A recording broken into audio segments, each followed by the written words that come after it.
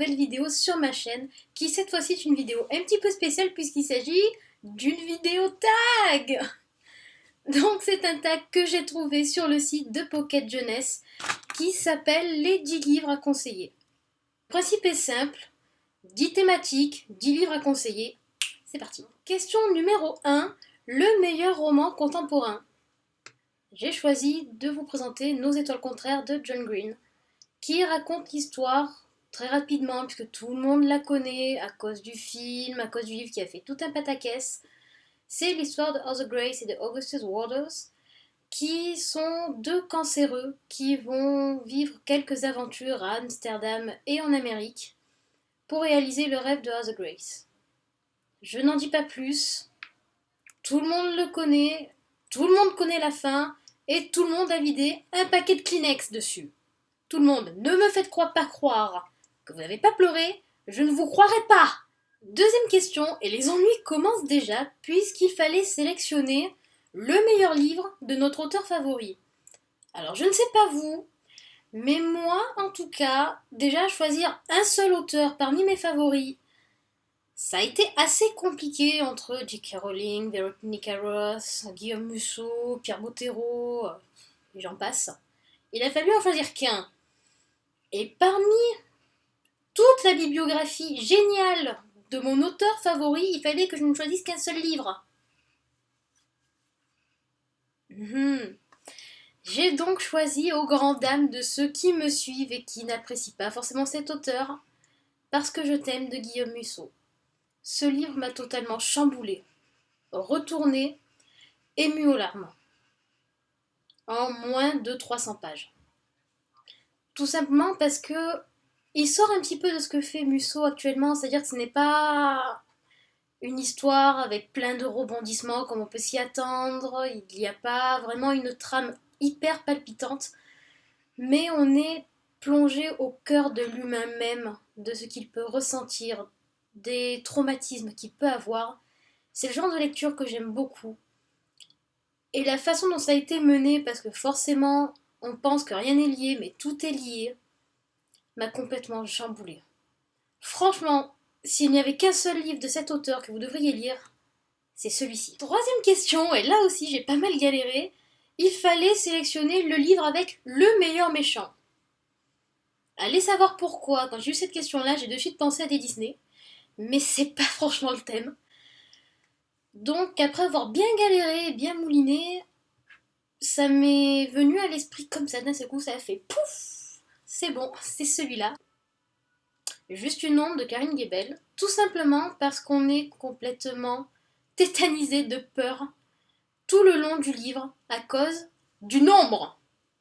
Une ombre. Hein. On ne sait pas si la femme débloque totalement, on ne sait pas si elle existe cette ombre, si elle est réelle, on se dit wow, c'est un putain de psychopathe. À la fin du livre, je ne vais pas m'étaler plus parce que sinon je risque de spoiler certains et franchement ce serait dommage, mais à la fin du livre, quand on sait tout, on se dit fallait le pondre. Non, franchement, le meilleur méchant, je pense, c'est celui-ci, car on ne sait pas s'il existe ou non, on est constamment dans le doute, et quand on est dans le doute, on imagine ce méchant totalement psychopathe. Mais vraiment, hein, psychopathe, pas un petit psychopathe coup-ci, coup-ça, non, non, lui, il est psychopathe en plein. Hein. J'ai donc choisi deux. Pourquoi il y a quelqu'un qui passe dans le couloir Quatrième catégorie, le roman le plus original. Comme je lis beaucoup de SF, de fantasy, de dystopie, au bout d'un moment, c'est toujours les mêmes choses qui reviennent, avec les mêmes intrigues, avec toujours un putain de triangle amoureux. Allez savoir pourquoi.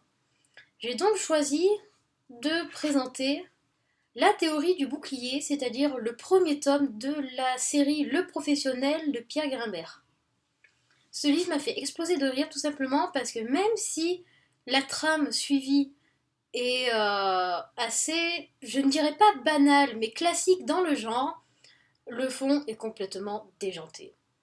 Partir sur le principe d'une équipe faite uniquement de bras cassés avec un héros débile, mais vraiment débile, mais débile en plein, j'ai trouvé ça hyper original.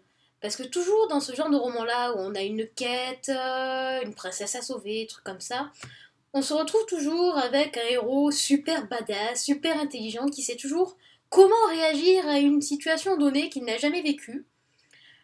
Alors que là, c'était absolument tout le contraire. Et c'était réellement excellent. Le 5e livre à présenter était le meilleur premier tome d'une saga. J'ai longtemps hésité, je pensais au départ prendre Promise de Ali Kondi, mais comme je n'ai pas encore lu le tome 3, je me suis dit que ça ne le ferait peut-être pas trop.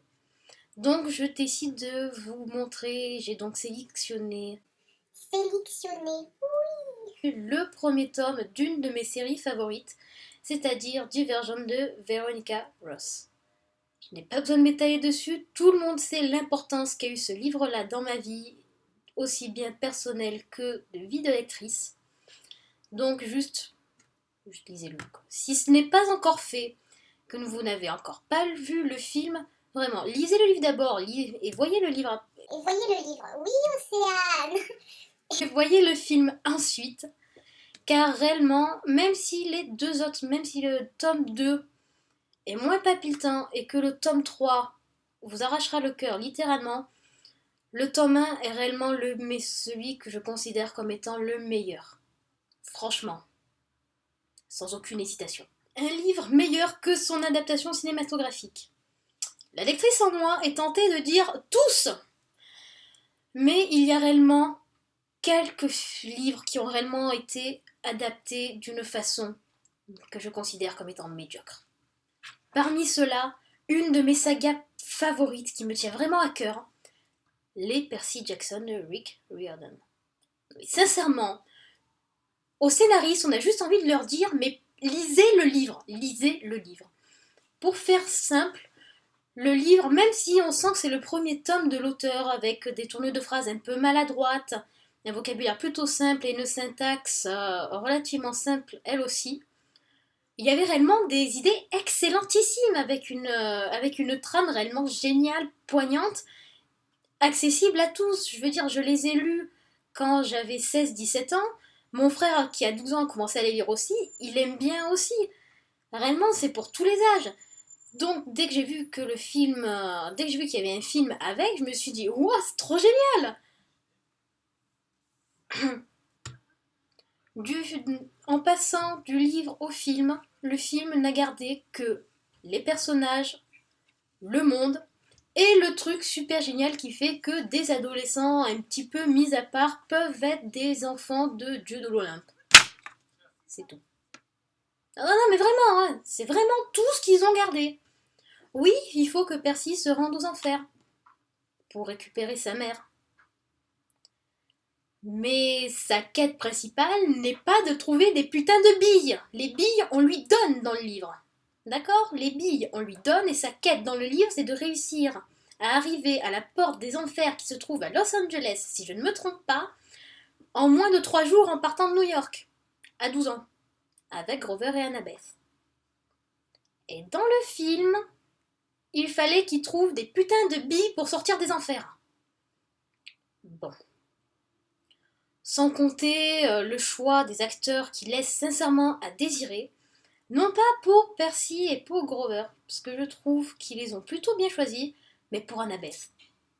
Non, c'est pas possible quoi. Annabeth, dans le livre, est une fille déjà pas timide, mais on va dire qui en impose un petit peu par sa prestance, parce qu'elle est fille d'Athéna quand même, hein, ça en jette quand même sur le CV quand tu dis que t'es fille d'Athéna.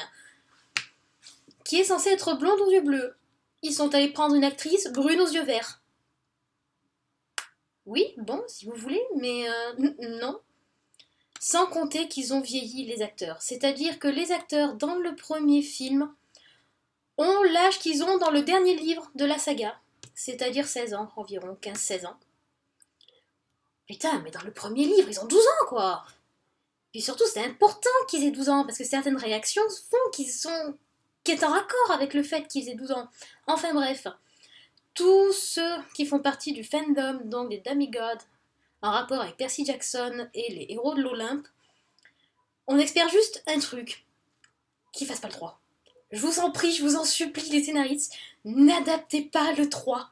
vu le massacre que vous nous avez fait avec le premier, et en plus, ils se sont pas arrêtés au premier, ils ont fait le deuxième, et le deuxième, ça a été vraiment n'importe quoi. Ils ont tout mélangé. Pour vous dire, à la fin du deuxième film, Chronos revient à la vie alors qu'il est censé revenir à la fin du dernier tome, c'est-à-dire le tome 5. Je ne vais pas m'étaler là-dessus.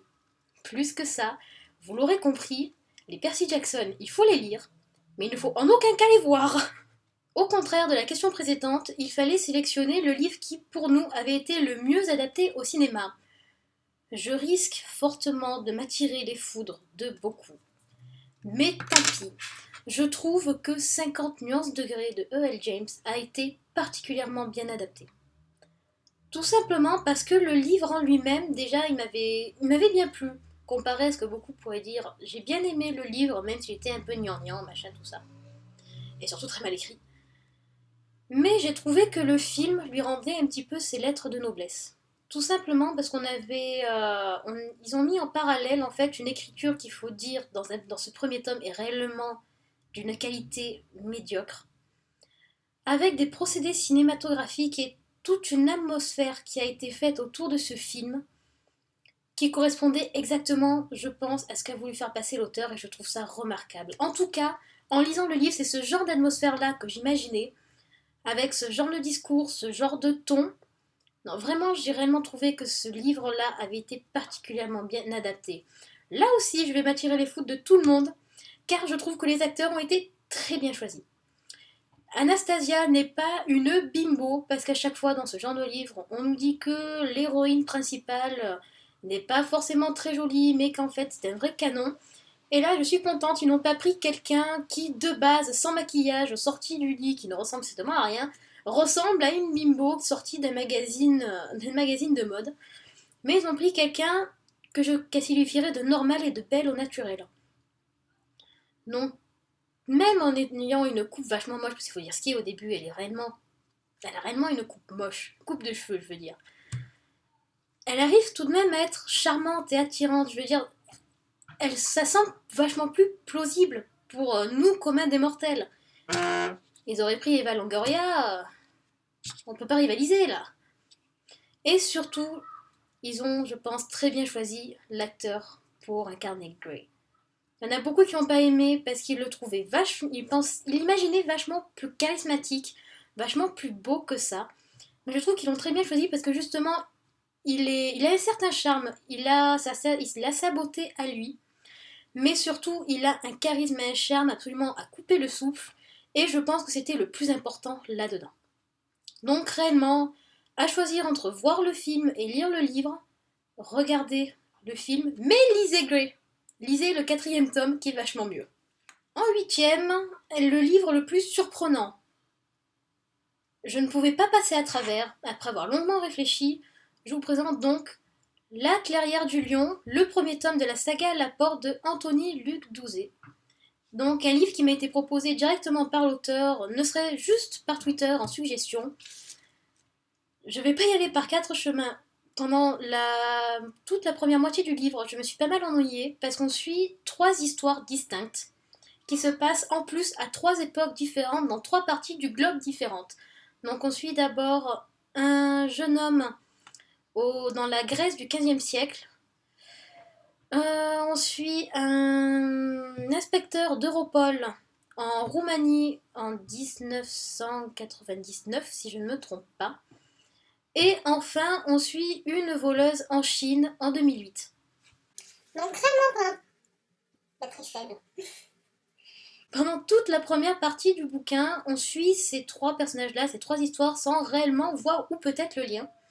Et à la moitié, réellement à la moitié pile, hein, à se demander si ça n'a pas été fait mathématiquement, on a une révélation qui lie tout, et là, tout s'est enchaîné, de surprise en surprise, jusqu'à la fin qui finit dans un cliffhanger absolument magistral et qui me donne juste une envie, aller attraper la suite, la lire, la chroniquer et relire la suite, et ainsi de suite. Donc réellement, peut-être un peu ennuyeux au début, il faut un peu s'accrocher, mais passer la moitié, certainement un des livres les plus surprenants que j'ai jamais eu l'occasion de lire. En 9e et donc avant-dernier, il fallait sélectionner le livre qu'on pensait le plus émouvant. Il m'est venu de suite à l'esprit Aristote et Dante découvrent les secrets de l'univers de Benjamin Alire Sands, je ne sais jamais comment le prononcer. Ce livre-là ne paie vraiment pas de mine par son résumé et au niveau de l'histoire qui est donnée, qui est absolument banale, mais qui est décrit d'une façon tellement humaine et poignante et émouvante. Vraiment, j'ai déjà beaucoup pleuré sur certains livres, de tristesse, de colère, mais il m'était encore jamais arrivé de lire et surtout de pleurer pour un livre tellement l'écriture était belle, tellement l'histoire, tellement le livre était beau, en fait, tellement l'histoire m'avait transporté dans d'autres sphères. Vraiment, je pense que ça s'entend un peu à ma voix, mais réellement, ce livre-là, je l'ai lu en une après-midi, d'une seule traite. Et à presque tous les chapitres, j'avais les larmes aux yeux tellement j'étais waouh, ébahie, tellement il était beau, en fait. C'était vraiment... Au départ, je pensais pas le lire, tout simplement parce que le résumé ne me bottait pas et qu'il faisait trop de foin. Mais franchement, s'il y a bien un livre où je suis contente d'avoir donné, à qui je suis contente d'avoir donné sa chance, c'est celui-ci. Parce que j'ai rarement lu de quelque chose d'aussi beau. Vraiment. Je pèse mes mots. Ce livre est vraiment magnifique et hyper émouvant. En dernier, il fallait sélectionner la meilleure saga de plus de 3 livres. Je vais faire très original. Attention, les Harry Potter. Oui. Tout simplement parce qu'ils ont bercé mon enfance, qu'il y a 7 tomes, qu'en étant gamine, j'ai commencé à les lire quand j'avais 7 ans, donc quand j'étais en CE1, et que j'ai fait languir ma mère 6 mois supplémentaires pour avoir le dernier tome en poche, pour que tout soit en poche en fait, je suis un peu maniaque. Donc j'ai fait languir 6 mois supplémentaires, je les ai lus donc de mon CE1 à mon CM2. Je les ai relus pendant l'été dernier, l'été d'avant. Ouais, pas cet été-là, mais l'été d'avant, enfin bref, vous m'avez comprise. J'ai relu le premier tome en anglais, et vraiment c'est je pense, ma saga fétiche, une de mes sagas favorites de tous les temps, absolument indétrônable. Mais franchement, la meilleure saga de plus de 3 livres, ils s'attendaient à ce qu'on réponde quoi? Honnêtement. La seule qui aurait pu rivaliser avec, en fait, il y a 2 autres séries qui auraient pu rivaliser avec elle. C'est-à-dire le couplage des Percy Jackson et des Héros de l'Olympe, dont j'ai déjà parlé, de Rick Riordan, et toute la saga qui se passe dans le monde de Gwenda Lavire, de Pierre Bottero, à savoir La Quête des Willan, Les Mondes des Willan et le Pacte des Marchombres, où l'on suit la Marchombre et Lana. Il n'y a réellement que ces 3-là qui auraient pu rivaliser avec Harry Potter. Voilà, c'est la fin de ce tag. Si vous voulez le faire, n'hésitez pas à le faire. Je vous mettrai tous les liens en barre d'infos. Donc pour ce tag-ci, je vais taguer 2 personnes. Attention, donc je tag Elodie du blog Reading is so sexy et je tag Johanna de A Book Around the Corner. Vous n'avez pas le choix les filles, vous le faites, j'ai hâte de voir les réponses que vous allez donner pour cela étant donné que vous ne lisez pas absolument pas la même chose. Donc j'espère que cette vidéo vous a plu, on se retrouve bientôt pour une nouvelle vidéo. Ciao ciao.